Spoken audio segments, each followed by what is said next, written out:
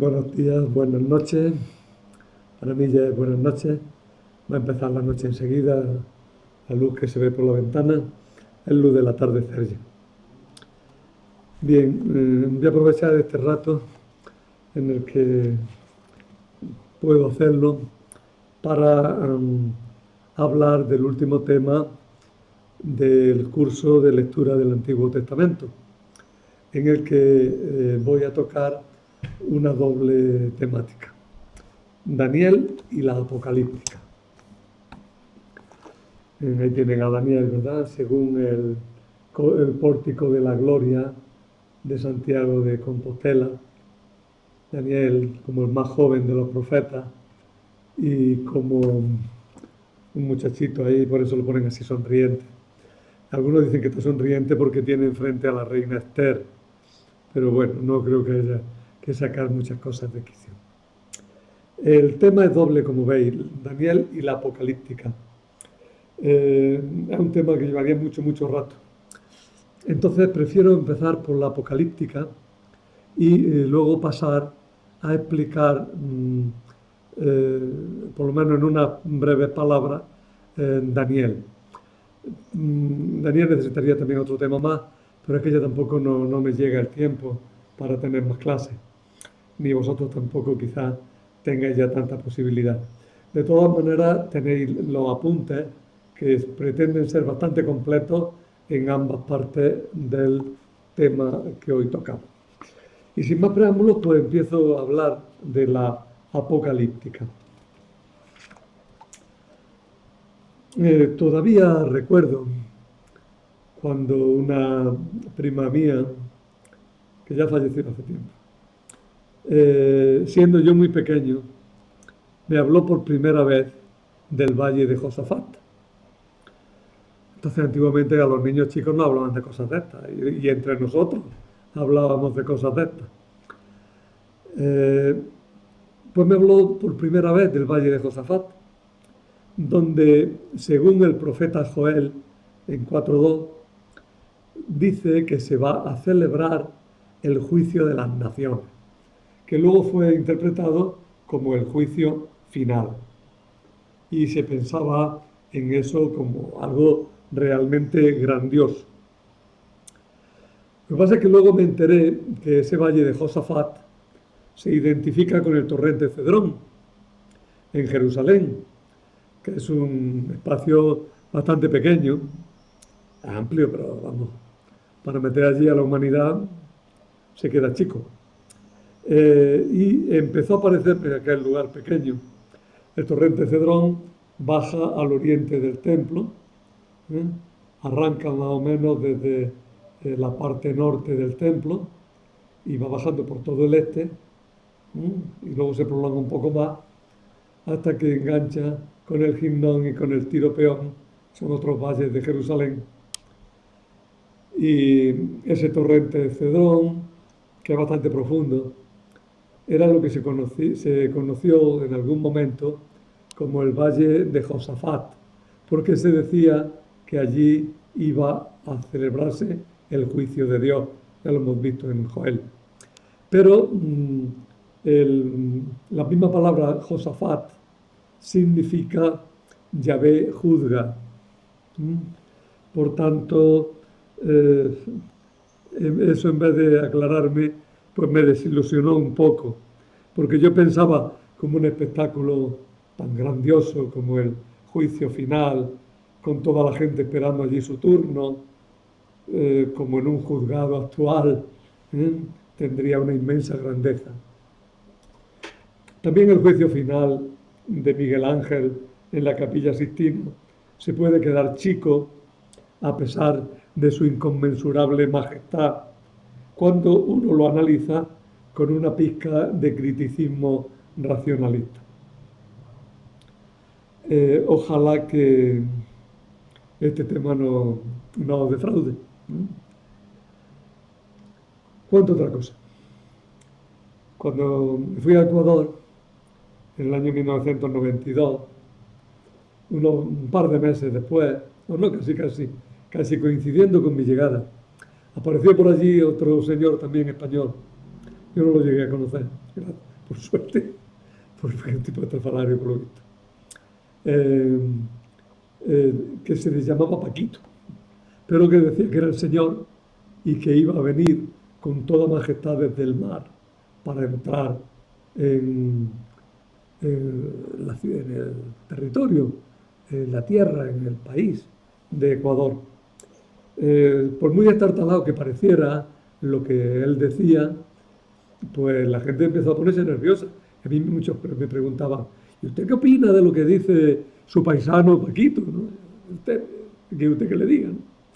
Y entonces este señor pues dijo que iba a entrar por una playa que hay allí, que se llama la playa San Clemente, un sitio amplio, y él dijo que por allí iba a entrar y se iba a manifestar toda su gloria. El caso es que luego, yo creía que eso no le iban a hacer caso, pero el caso es que la playa creo que se puso aquel día de bote en bote, ¿eh? Que se desplazó allí medio Ecuador. ¿Eh? La gente decía que se veían coches hasta de ministros. ¿Mm? Bueno, no creo que a lo mejor tanto, pero que las cosas tuvo mucho atractivo. Y es que, y es a lo que voy, en el fondo de la gente hay una ansia de salvación y una conciencia de la propia impotencia para lograrla, que nos predispone esa conciencia de necesidad y de impotencia a la par, nos predispone a aceptar cualquier cosa que pueda suponer un cambio radical en la situación. Y, y eso se manifiesta en muchos ámbitos, pero no es una cosa nueva. Eso viene muy de lejos. Para lo que a nosotros nos afecta, damos un salto hacia atrás de 2100 o 2200 años. Vamos al tiempo del rey Antíoco IV de Siria, que dominaba lo que actualmente es Palestina, porque tenía su capital en Siria, en Antioquía, y gobernaba Siria, Palestina, gran parte del Oriente. Pertenecía a la familia de los reyes Seleucidas, de los descendientes de los generales de Alejandro Magno. Bueno, pues Antíoco IV quiso que los judíos se sometieran a las costumbres paganas, a las costumbres griegas, y abandonaran su propia ley, incluso con castigos graves. La resistencia judía fue enorme. Por un lado, hubo un movimiento de resistencia pasiva que trajo consigo numerosos mártires. Muchos prefirieron el martirio a renunciar al cumplimiento de la ley y a las costumbres propias. Testimonio de eso tenemos los relatos del comienzo del segundo libro de los Macabeos, donde se nos cuentan algunos casos de martirio, como el del viejo Eleazar o el de los 7 hermanos que fueron ejecutados delante de su madre, ¿no? Hubo grandes testimonios de martirio. Pero junto a esa resistencia pasiva hubo una resistencia activa. Hubo un movimiento de liberación. No es que es propiamente liberación, por eso dudaba. Fue una sublevación para conseguir evitar esta imposición que se le hacía. El movimiento se le llama movimiento macabeo porque los que lo dirigieron son conocidos como los macabeos. El caso es que estos personajes juntaron mucha gente que se sublevó. Es decir, frente a la resistencia, junto a la resistencia pasiva de los mártires, apareció la resistencia activa de los macabeos y de mucha más gente. Pero sustentando toda la resistencia, porque las cosas no se hacen porque sí, hubo un movimiento de ideas, hubo un movimiento ideológico que tenía unas expresiones literarias muy concretas. Este movimiento ideológico hundía sus raíces en las tradiciones literarias y doctrinales de Israel y en la mentalidad de necesidad de salvación que sacudía al mismo mundo helenista. Y aquí tenemos una paradoja. Justamente el influjo de los griegos ayudó a una resistencia contra los griegos. La ideología de búsqueda de la salvación, de ansia de salvación, de deseo de que nos venga la salvación desde fuera, que era típica también del helenismo, es decir, de las ideas griegas de la época, y que se asentó con mucha fuerza en Israel, adquiriendo connotaciones mesiánicas muy fuertes. Bueno, pues toda esa amalgama de ideas dio lugar a una expresión literaria que muchos dicen que se hunde en la profecía, pero no es propiamente profecía, es más bien sabiduría. Está más relacionada con la sabiduría. Pero bueno, elementos proféticos tiene y elementos sapienciales, y sobre todo tiene una nueva sensibilidad y una nueva forma de exponer las cosas.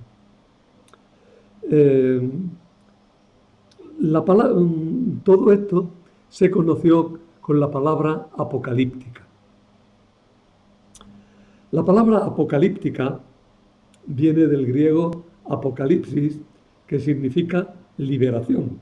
No, revelación. Es que estaba pensando en la liberación de toda esta gente. La palabra apocalipsis significa revelación. De hecho, en las Biblias protestantes, que no es un rasgo protestante, es una costumbre. En las Biblias protestantes, el último libro de nuestra Biblia no le llaman apocalipsis, le llaman revelación, porque es traducir la palabra. Apocalipsis es griego, revelación es castellano. Bueno, se empleó esta palabra apocalíptica para designar al conjunto de los escritos que se parecían al Apocalipsis de San Juan, al último libro de nuestra Biblia, en ideas y forma de expresión. Por tanto, la apocalíptica al principio se vio o se consideró en su estudio solo como el conjunto de toda una literatura, el conjunto de muchos libros que se parecían en sus ideas y en su forma de expresión al Apocalipsis de San Juan.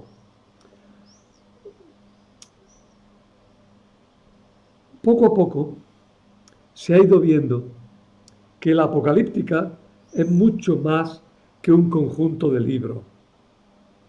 Es toda una mentalidad, una forma de enfrentarse con la vida, una forma de enfrentarse con los problemas que plantean los acontecimientos. Esta forma de pensar tuvo unas formas propias de expresión que unas veces aparecen más claras y otras menos, pero que se deslizaron ya en algunos de los libros del Antiguo Testamento y principalmente en el libro de Daniel, que por eso hemos juntado Daniel con la apocalíptica en nuestro tema. En el libro de Daniel hay amplios trozos que son apocalíptica pura. Bueno, pues también aparece por otros libros, no aparece solo en el libro de Daniel. Y sobre todo aparece muchísimo, aunque os parezca mentira, en todo el Nuevo Testamento.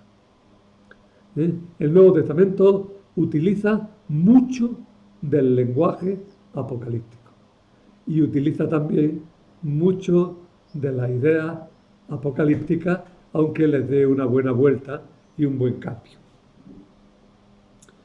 Hay que distinguir, y ya he empezado un poco, hay que distinguir entre dos cosas: doctrina y modos de expresión. Hay unas doctrinas típicamente apocalípticas y hay unos modos de expresión típicamente apocalípticos, que suelen ir juntos. Porque claro, una doctrina apocalíptica está pidiendo a gritos un lenguaje apocalíptico, un modo de expresión apocalíptico para expresarse. Y un modo de expresión apocalíptico tiene que estar sustentado de alguna manera por una idea más o menos apocalíptica. Pero tanto una como otra, sobre todo las doctrinas, son muy variadas y a veces casi opuestas. ¿Qué es lo que creía esta gente, los apocalípticos? Pues me pone usted en un compromiso, porque es que hay tal confluencia de ideas y tan revueltas, que es difícil. Incluso a veces las ideas se oponen en unos libros a las que oponen otros, ¿verdad? Pero todos tienen la misma mentalidad. Es decir, todos tienen una forma de aproximarse a la realidad muy semejante. Y además tienen también una forma de expresión, como ya hemos dicho, con unas características fáciles de distinguir incluso a primera vista.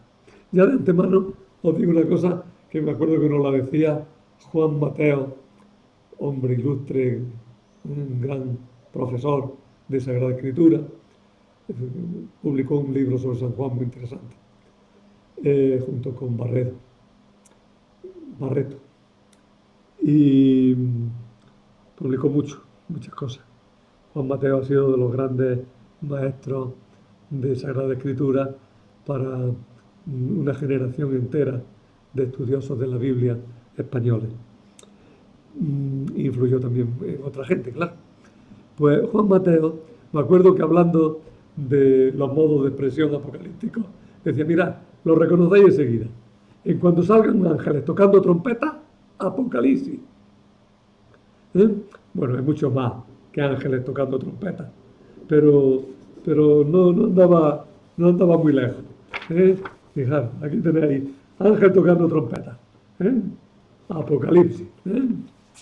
Pero no es lo único, También hay bestias extrañas que se pelean una y otra. Hay bestias rarísimas.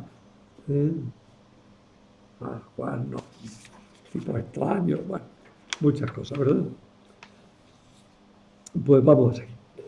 La apocalíptica, como digo, tiene un estilo y una forma de expresión muy propia, muy típica.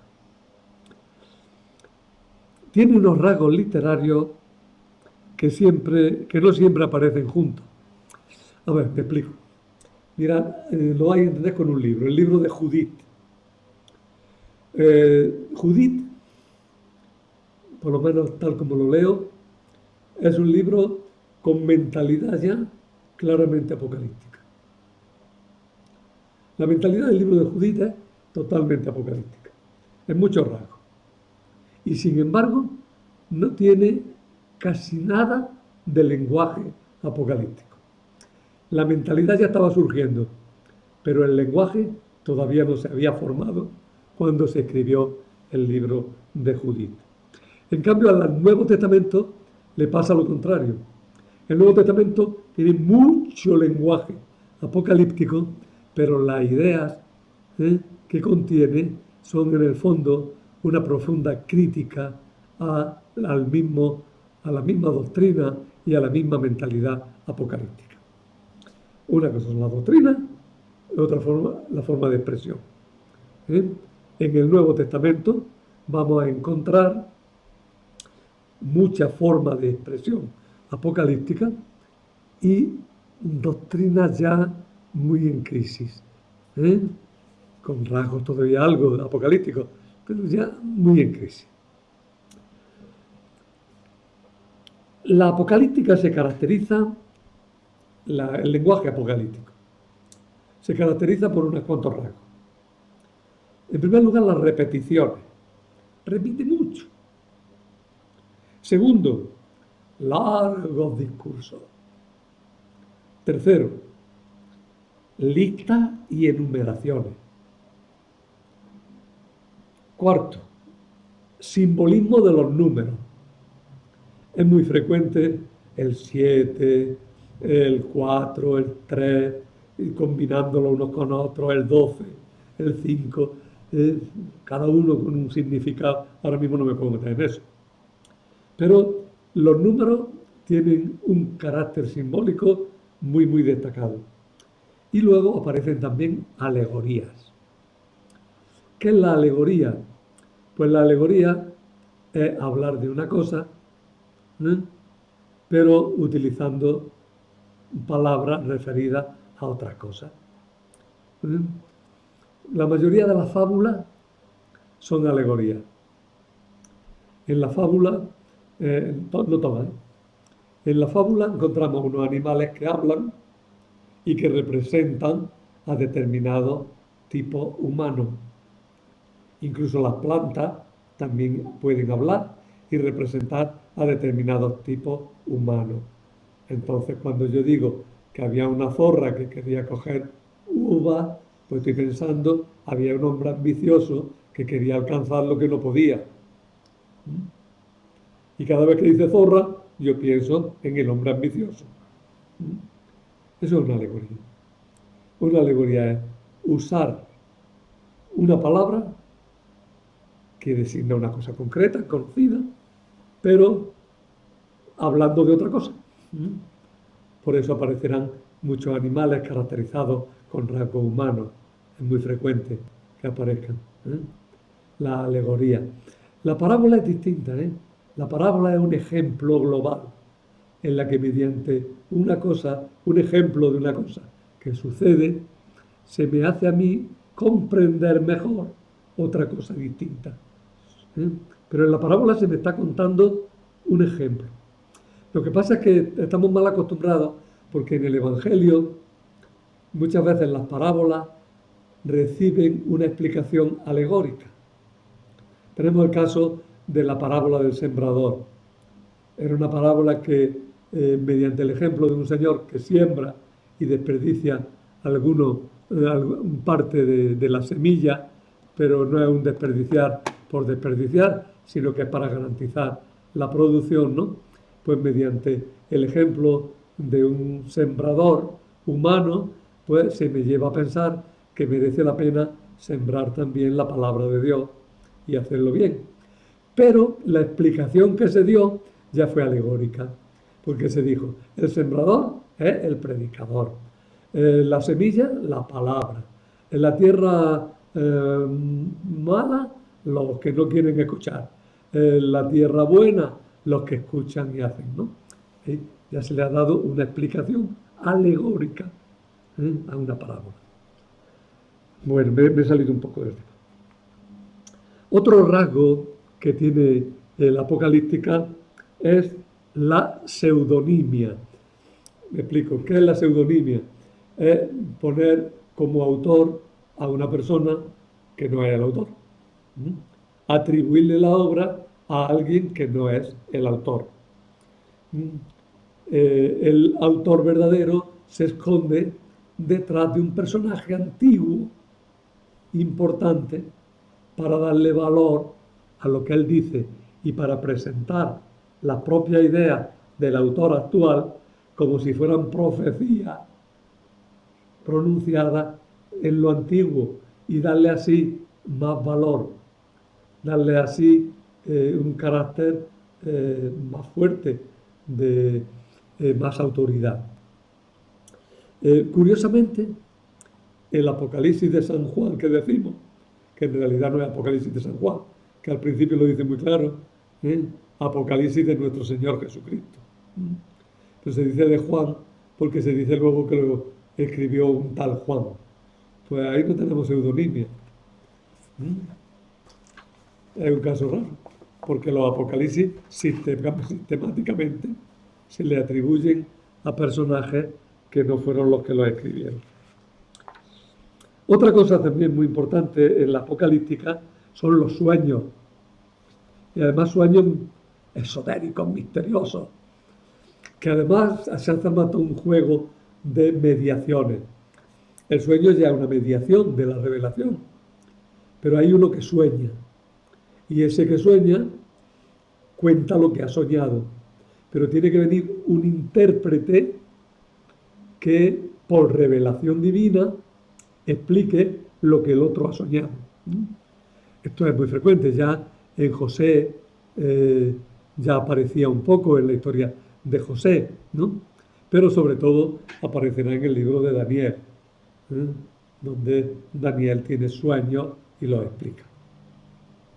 Las revelaciones, las manifestaciones divinas, los encargos de Dios, se conceden en trance visionario, generalmente por medio de sueños que son interpretados por un ángel. Las obras de este género se presentan además como dirigidas a un grupo de elegidos, a quienes se quiere hacer partícipes de secreto. Secreto, en revelaciones extrañas, mediadores, todo eso así como muy escondido, como para que no se sepa. Pero cuando lo lee uno con un poquillo de crítica dice, ¿cómo para que no se sepa? Si esto es para darle publicidad, para que nos pique la curiosidad y para que entremos con más fuerza, ¿verdad?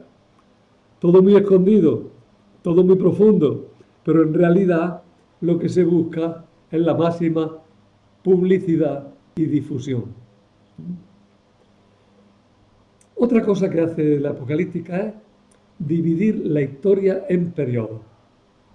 Lo mismo que la historia mundial, tradicionalmente pues se ha dividido en periodos para poder estudiarla, ¿no? Prehistoria, edad antigua, edad media, edad moderna, edad contemporánea, ¿no? Lo mismo que le hemos hecho eso. Bueno, pues la apocalíptica también divide en periodos, pero los periodos de la apocalíptica son mucho más cerrados y mucho más claramente definidos. Son ciclos, más que periodos, son ciclos que se vuelven a repetir y se vuelven a repetir con diversas situaciones, pero un ciclo, ¿no? Algo así como lo que aparece en el ciclo del libro de los jueces, ¿no? Pecado, castigo, súplica, liberación. Pues pecado, castigo, súplica, liberación. Y así va, pum, pum, pum, un ciclo, ¿verdad? Bueno, pues en los ciclos, ¿qué es lo que pretenden? Pues pretenden mostrarnos lo siguiente. Dios ha intervenido en la historia, en cada uno de esos ciclos, trayendo una salvación. Pero ahora estamos en el ciclo último y la salvación que va a venir será la definitiva. Los periodos de la historia sistematizan la historia dividiéndola en periodos y ciclos que se presentan de modo alegórico como profecía, ya que lo narra un personaje del pasado. Por ejemplo, en el libro de Daniel, un escritor cercano a la época de Jesús se presenta como un escritor de 4 o 5 siglos antes, para así anunciar lo que hay entre aquellos ciclos, aquello que pasó en tiempos de los babilonios y lo que pasó en tiempos de Jesús, presentando todo eso como una profecía.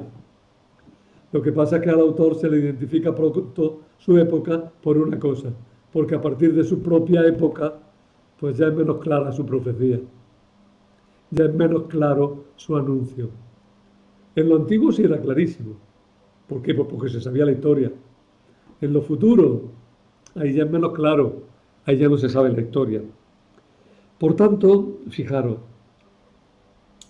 el dividir la historia en periodos tiene una finalidad, que es decir, lo mismo que los antiguos pasaron grandes dificultades y al final fueron liberados en diversos momentos y en diversas circunstancias, ahora que estamos en la peor de las situaciones, también vamos a recibir la mejor y más definitiva de las salvaciones. Y entonces también van presentando personajes tipo que resumen en su actuación la fuerza del bien y del mal. Por ejemplo, en el libro de Judith y este es su rasgo apocalíptico más destacado, Holofernes, que es el general del ejército enemigo, al que le cortó la cabeza Judith. Pues Holofernes resume en su persona todas las fuerzas hostiles de la historia en contra de Israel. Y por su parte, Judith concentra en su persona todo lo bueno del pueblo judío, toda la fidelidad del pueblo judío, toda la apertura a la salvación del pueblo judío. ¿Veis? Un personaje representa todo el mal, otro personaje representa todo el bien. Y ya tenemos otro rasgo, que es el último, aunque no lo he expresado aquí, pero es claro. En la apocalíptica, las realidades son blancas o negras, nada de grises. El bueno es bueno, bueno, buenísimo, buenísimo. Y el malo es malo, malo, malísimo. Y ya está. Eso de gente con matices, medio bueno, medio malo. El malo es malo, el bueno es bueno. Y el malo se la va a cargar y el bueno va a triunfar. Eso es lo típico de la apocalíptica. Temas. Los temas que más aparecen son la reinterpretación constante de las palabras de los profetas. La apocalíptica ya no tiene fuerza profética propia. Entonces, ¿qué es lo que hace? Que coge las palabras de los profetas y las reinterpreta. La aplica a las situaciones actuales. Segundo, espera febril del fin del mundo, que además aparece como inminente. Que esto se acaba, que tenemos que se acaba, los tesalonicenses a San Pablo. Pero bueno, ¿por qué vamos a trabajar si se va a acabar el mundo? No merece la pena, ¿no? Y San Pablo con sorna les dice, bueno, pues como se va a acabar el mundo y no merece la pena trabajar, pues tampoco merece la pena comer, ¿no? Pero esa ya es la respuesta de San Pablo, que les dice que el fin del mundo vale, pero que vayan comiendo. Pero en la apocalíptica se espera febrilmente el fin del mundo, en el cual los justos serán liberados, las etapas anteriores de la historia llegan a su culminación porque han sido preparación para este triunfo definitivo de los justos. Otra cosa más, hay existencia y actuación profusa de ángeles y demonios. El mundo está lleno de espíritus extraños, por todos lados, para el bien, para el mal. Aquí hay una clara influencia de las religiones naturalistas, de las religiones exteriores. Algunos dicen que es clara influencia de la religión persa, y ciertamente se produce en cierto contacto con las religiones persas, pero es propio también de toda la religión griega, clásica y romana, que veían dioses en toda la realidad. Todo es divino. Bueno, pues ahora en la apocalíptica, ángeles y demonios por todos lados, los buenos y los malos, que van a chocar en una guerra fantástica, en una guerra tremenda. Los ángeles contra los demonios. Pero los ángeles también sirven como intermediarios antes de llegar a Dios. Dios es muy grande. A Dios no se puede llegar con facilidad. Pues salvar esa distancia entre Dios y la criatura se pretende hacer por medio de ángeles cada vez más cercanos al trono divino. Estos son temas para empezar a hablarlos, ¿no? Pero creo que voy dibujando un poco lo que importa. Los últimos tiempos llevan consigo una gran batalla, ya lo he anunciado, una gran batalla entre países e incluso entre potencias del cielo. O si queréis, una gran batalla entre potencias del cielo que se verá reflejada en una gran batalla en la tierra. Porque las cosas del cielo son las verdaderas y tienen como un reflejo en las cosas de la tierra. Y ahí entramos en ideas muy cercanas al platonismo, no es platonismo, es otra cosa, pero las ideas ya empiezan a ser cercanas al platonismo, ¿eh? Los, los ángeles y las batallas y todas estas cosas, ya no. Eso de que haya en el cielo algo que representa lo de la tierra, eso ya empieza a hacernos sospechar algo de ideas platónicas por ahí. No olvidéis lo que he dicho. La apocalíptica es una reacción contra la mentalidad helenista, pero ya muy contaminada de helenismo, ¿eh? Eso pasa en todas cosas. Si vosotros examináis la guerra llamada de la independencia española, la guerra de España contra los franceses que nos invadieron, lo primero que sorprende es que los que más se oponen al ejército francés ya tienen la idea que habían difundido la Revolución Francesa. Ya empiezan a estar tocados, muy tocados, ¿eh? Por eso se hablará enseguida de afrancesado y de todas esas cosas. Pero es porque la sublevación ya estaba contaminada de ideas de aquellos en contra de los cuales se sublevaban. Más cosas. El fin del mundo se concibe como una catástrofe cósmica. ¿Eh? El tiempo se divide en dos periodos. El presente con toda su historia anterior, malo y perverso, dominado por Satán, y el futuro regido por Dios. Fijaros que en las mismas tentaciones de Jesús dice Satán, todo es mío, pues se me ha dado. Si te postras, yo te lo doy a ti. Pero es que esto es mío, ¿eh? El mundo actual está dominado por Satán y el futuro que estaría regido por Dios, ¿no? También puede distinguirse el mundo del suelo, que es posesión del demonio, el mundo del cielo, que es posesión de Dios. Otra anécdota para que veáis que la mentalidad permanece en muchos aspectos. Cuando los norteamericanos estaban llegando a la luna, pues la gente, yo estaba en el campo, estuve en el campo, la gente no se lo creía, por supuesto. La gente decía, no, si eso de toquetear las cosas del cielo, Dios no va a estar ni pizca de acuerdo con que queramos toquetear las cosas del cielo. Las cosas del cielo son de Dios y esas no se tocan. Las cosas de la tierra son nuestras.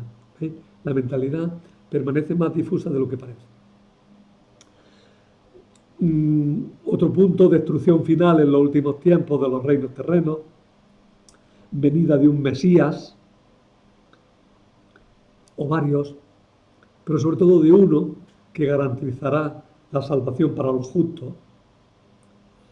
Intervención rápida y sorpresiva y definitiva de Dios. Rápida, sorpresiva y definitiva.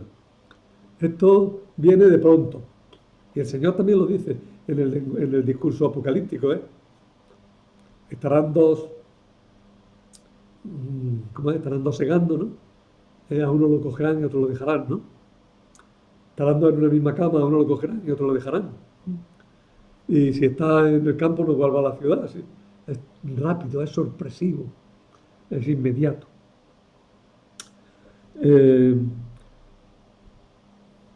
Por otra parte, lo que entra ya es una nueva era, es una historia distinta, ya es un mundo distinto. Se ha acabado un mundo viejo y empieza un mundo nuevo. La salvación será paradisiaca. Se resuelve el problema de la retribución mediante la resurrección. Bueno, entonces todos los buenos que han muerto y que han padecido, ¿qué pasa con ellos? Que resucitarán para la gloria y irán al paraíso. Al principio, lo de que los malos van al infierno, eso se habla menos. Los malos desaparecen, se los mueren, ¿no? Pero los buenos que murieron, ¿qué pasa? ¿Desaparecen también? No, serán resucitados e irán a un mundo paradisiaco. La gloria es el estado final de los justos. Y, como ya he dicho al principio, hace un ratillo, dualismo. Distinción neta entre el bien y el mal. El mal domina en el mundo, en los reinos terrenos, por lo que los justos tienen que sufrir la opresión de los malvados. Pero al final se volverá al revés y triunfará el bien. ¿Eh? Si leéis la bienaventuranza en la versión de San Lucas, ¿eh? Veis cómo hay cambio de situación. ¿Eh? O lo que le dice el Señor al, al rico Epulón, ¿no? ¿Ah? Antes lo pasaste bien, ahora te toca pasarlo mal. Se cambian las tornas. ¿Mm? Se cambian las tornas. ¿Mm? Hay un tiempo del bien y un tiempo para uno y otro tiempo para otro. Por eso es importante que cuando vuelva el Señor nos coja en el buen sitio. ¿Eh? Bien. Y un rasgo de la apocalíptica, que no aparece ya en el cristianismo, es el determinismo. ¿Mm? Lo que tenga que suceder, sucederá, te guste o no te guste. El sino es el sino. ¿Mm? Se cumplirá. Bueno, ya he dicho que todas estas ideas aparecen un poco por el Nuevo Testamento y también todavía incluso en nuestros mismos tiempos, muchas veces en nuestras predicaciones o en esos ejemplos que os he puesto al principio de la charla. ¿Qué pretendía la apocalíptica? ¿Y qué sigue pretendiendo? Pues la apocalíptica se propone una meta atrevida: leer la historia a la luz de un mensaje religioso bien conocido. Se parte de la historia pasada, que ya hemos dicho que se representa como futura, pero los hechos no se detallan, sino que se insinúan detrás de figuras alegóricas. Estos hechos se unen en una lógica que solo comprende el que tiene fe. Existe un plan de Dios que dirige la historia y que va conduciendo todo para el triunfo de sus elegidos. Los hechos suceden necesariamente, pero el proyecto de Dios no lo comprenden todos, sino solo aquellos que escuchan su revelación, que permite ver la orientación general de la historia a pesar de la apariencia. En el curso de la historia hay una lucha continua entre el bien y el mal, pero al final va a triunfar el bien.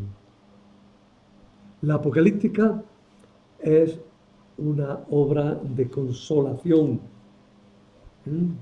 para gente que está sufriendo mucho. Se le dice: no tengáis miedo por muchas guerras, por mucha opresión que tengáis, por mucha esclavitud que estáis sufriendo, por mucho desprecio que estáis pasando. No tengáis miedo. Al final va a triunfar Dios. Lo que pasa aquí son 4 días, no tengáis miedo. Al final vendrá un triunfo definitivo, se volverán las tornas. Es una literatura de consolación. Pensar ahora en el Apocalipsis de San Juan. ¿Qué es lo que pretende? ¿Meternos miedo? Algunos lo han cogido así, pero es que no se han enterado. El Apocalipsis no pretende meternos miedo. El Apocalipsis es un libro escrito para cristianos perseguidos, que estaban siendo matados por su fe. Y el libro del Apocalipsis, ¿qué les dice? Mirad, aquí en la tierra parece todo muy sórdido, muy malo, muy triste, muy duro, muy difícil. Pero en el cielo ya habéis triunfado. Ya habéis triunfado. No es que vaya a triunfar luego. Es que la verdad es vuestro triunfo. Y esto es revelación, ¿por qué? Pues porque lo que está pasando de verdad os lo explico ahora, para que veáis claro. La realidad a veces es tan dura que no nos deja ver la verdadera realidad. Por eso el Apocalipsis es un libro de consolación para cristianos perseguidos. Roma os está persiguiendo. Roma parece que es muy rica, parece que es muy buena, parece que es muy grande, que es muy poderosa, pero va a caer. El paganismo se va a perder y va a triunfar Cristo. Y con Cristo vosotros, que habéis sido fieles. Con Cristo vosotros, que habéis permanecido en la fe. Bien, esa es la apocalíptica. En los apuntes tengo bastantes más datos. Eh, Digo que si queréis verlos, pues los veáis, ¿verdad? Pero quiero insistir en eso. La apocalipsis, eh, la- lo que pretende, como ya os digo, es consolar a una gente que está pasando una mala situación, ¿m? Y se les explica cómo la realidad a lo largo de los siglos fue distinta, pero al final triunfó Dios. Pues ahora va a triunfar Dios también. Y va a triunfar mandándonos un Mesías. Y definitivo. Y todo eso envuelto en un lenguaje a veces muy extraño, por dos cosas. Primero, para que los que no entienden del asunto como que se asusten, y para que los que entienden el asunto tengan una sensación de profundidad y de misterio ahí en cosas que a lo mejor se podían haber dicho más llanamente, pero que hubieran penetrado menos por los ojos y por la idea. Me quedan 10 minutos para hablar de Daniel. Bueno, la apocalíptica, como os digo, es muy importante, muy interesante. Quizás mereciera la pena que algún tiempo o alguna vez le dedicáramos un poco de tiempo a su estudio. No es muy fácil, porque también es una disciplina relativamente moderna, y los estudios sobre la apocalíptica no son muy antiguos, ¿eh? Empiezan con fuerza en pleno siglo XX. Daniel. Daniel es un libro muy complicado. Voy a saltar casi lo que pongo aquí. Daniel es un libro complicadísimo. Es como una especie de batiburrillo, ¿eh? Tiene un poco de todo. Por tener tiene tres idiomas. Hay partes escritas en griego, que son las últimas, y que no las admiten los judíos ni por consiguiente los protestantes que siguen el canon judío. ¿Mm? Entonces, esas partes en griego, pero están ahí.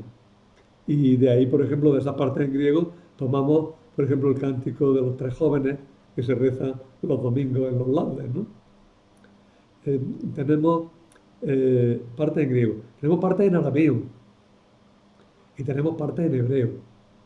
Ya no más que por eso dice uno, uy, aquí hay muchas cosas, muchas vueltas, ¿no? Y luego hay también una mezcla entre relatos apologéticos, relatos para dar ánimo, relatos para fortalecer la fe y el mantenimiento del buen ánimo, y luego visiones de tipo apocalíptico ya muy claro. ¿Mm? Por tanto, tenemos cosas de muy diversos tipos. Incluso los capítulos finales, que pertenecen a la parte griega, eh, tenemos la historia de Susana y la historia de Bel y el dragón, que encajan, son cosas sueltas. De hecho, en la Septuaginta, en la Biblia griega, se los consideraba como libros independientes. ¿Mm? Pero bueno, todo se acumuló finalmente en el libro de Daniel, que así adquirió un carácter mixto, ¿eh? y bastante abigarrado. Distinguimos cuatro partes en el libro. Daniel, los 6 primeros capítulos que nos hablan de Daniel en Babilonia. Y ahí vemos a un personaje que está al servicio que es judío, que está al servicio de Nabucodonosor, que interpreta el sueño de la estatua, que es condenado al horno de fuego pero se libra, que sueña en un árbol muy frondoso, que interviene con el rey Baltasar, explicándole lo que pasó en su cena, ¿eh? Que es condenado al foso de los leones, ahora no es el fuego, es el foso de los leones. Luego, del capítulo 7 al 12, tenemos visiones y revelaciones. Y esas sí son apocalipsis puro y duro, ¿eh? Las bestias y el Hijo del Hombre, el carnero y macho cabrío, la profecía de las 70 semanas, la guerra de los tiempos finales. Y luego los otros dos bloques son muy breves, ya os digo, que aparecen solo en la Biblia griega, y nosotros la hemos aceptado como parte de la Biblia, y de hecho se leen en la liturgia. El relato de la casta Susana se lee el lunes de la quinta semana de Cuaresma, todos los años, ¿no? Hay que hacerle algunos recortes porque es muy largo, pero se lee ese día. Y el relato de Bel y la serpiente, o el dragón, dragón es la palabra griega para decir serpiente.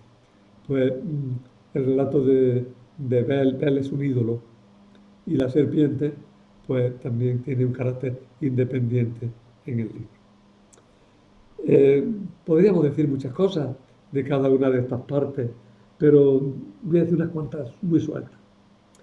En la primera parte destaca la historia de los tres muchachos ejemplares. En la corte de Babilonia, tres muchachos, entre los que se cuenta Daniel, se preparan para ser funcionarios del rey, pero se esfuerzan en cumplir la ley. Y por eso no solamente les va mejor, sino que además son más sabios que todos los demás consejeros del rey. Daniel, de hecho, será un gran intérprete de sueños. El rey tuvo un sueño que lo dejó inquieto, quiso que se lo interpretaran sus sabios, pero para garantizar que no lo engañaban, hasta exige que le cuenten a ellos el sueño. O sea, el rey ni siquiera dice esto es lo que soñaba. Claro, los otros dicen, ¿cómo? Y llega Daniel y se lo interpreta, ¿no? Luego tenemos que a Daniel se niega a adorar al rey y lo condenan a un horno de fuego.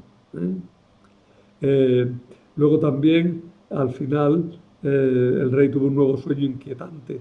Soñó con un árbol frondoso y que era el mismo. Y Daniel pues también supo interpretar el sueño. El rey se volvió loco, el rey, y vivió algunos años como un animal del campo. Este es un tema que se representó mucho.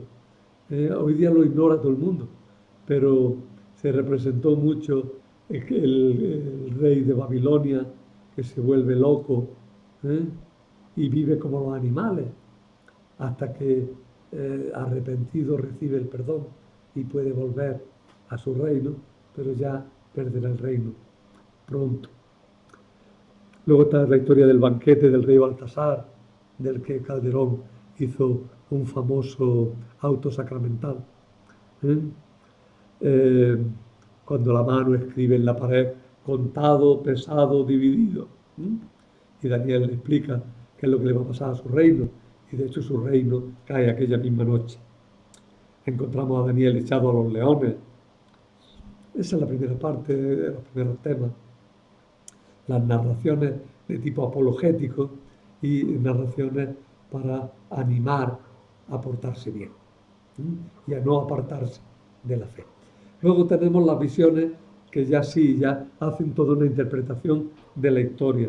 En las visiones tenemos que recordar la visión de la estatua que tiene la cabeza de oro, el pecho de plata, las piernas de bronce. Son los diversos reinos, cómo van pasando, hasta que al final el reino de los pies justamente se deshace por una piedrecita que le toca. Esa piedrecita es el pueblo de Israel o el Mesías, ¿no? Y entonces la estatua se derrumba, ¿no? Y lo explica profusamente. Luego está la profecía de la semana, que también se usa, por ejemplo, en la liturgia, en la calenda de Navidad, se cuenta la historia por la semana de Daniel, ¿no? Al final de un número de semanas, de años, periodos de 7 años, ¿no? Pues aparecerá el Mesías. Y de hecho el Señor, según el cómputo de Daniel, nació en la semana que correspondía. Bueno, luego habría que hablar un poquillo de la Cata Susana, que es un relato prácticamente independiente, que coincide solo porque el personaje, el liberador, es Daniel, pero Daniel muy jovencillo. La historia es muy conocida. Susana, una buena mujer que es acusada en falso, pero gracias a la intervención de Daniel se ve librada de sus acusadores. La historia es muy vívida, muy clara. Para una sensibilidad un poco puritana resulta un poquillo dura de leer, pero bueno, lo que leemos y vemos hoy día de lo más suavito que podemos encontrar. Y luego tenemos la historia de Daniel y los ídolos, que los sacerdotes del dios Bel es lo mismo que Baal, Señor. Los sacerdotes del dios Bel engañaban a la gente diciendo que la estatua del dios comía de noche las ofrendas que les dejaban. Daniel con una estratagema, que la tenéis que leer porque si no hago de spoiler. Bueno, me echa por allí harina y eso. Demostró que eran los sacerdotes y su familia los que se comían la ofrenda entrando de noche en el templo por una puerta secreta. También se nos cuenta de una gran serpiente que era adorada por la Babilonia, pero que Daniel la hizo reventar con una comida que le preparó él. Algo así como el lagarto de Jaén, que le echaron una piel de oveja con pólvora y reventó, ¿no? Está inspirado, estas historias de los lagartos que revientan tienen conexiones con esta historia de Bel y el dragón, del dragón, ¿no? de Daniel.